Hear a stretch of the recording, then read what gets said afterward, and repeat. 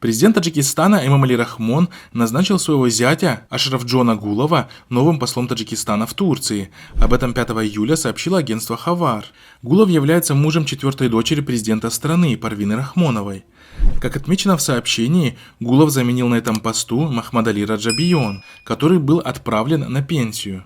Следует отметить, что до своего назначения послом Гулов работал в центральном аппарате МИД Таджикистана. Сама дочь Эмомали Рахмона, Парвина Рахмонова, возглавляет один из департаментов Минздрава Таджикистана. Вячеслав Викторович, искренне приветствую вас на гостеприимной таджикской земле. Наблюдатель отмечает, что все члены семьи Эмомали Рахмона либо занимают высокие посты в правительстве, либо монопольно владеют различными прибыльными отраслями таджикской экономики. Так, сын президента Рустам Эмомали занимает пост спикера Верхней палаты парламента и мэра столицы, по сути являясь вторым по значимости человеком в стране.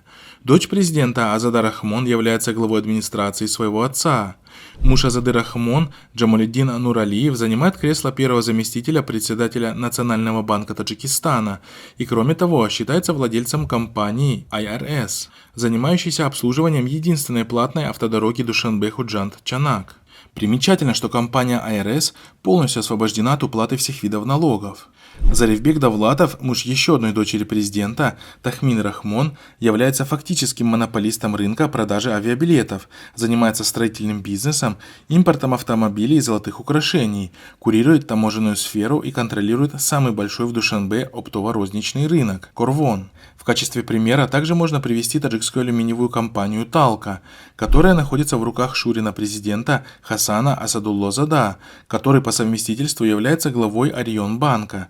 Также нельзя не упомянуть еще одного зятя президента Шамсулло Сахибова, который владеет бизнесом в банковской сфере, сетью автошкол и медицинских лабораторий, а также занимается торговлей ГСМ, добычей полезных ископаемых, включая золото, фармацевтикой и так далее.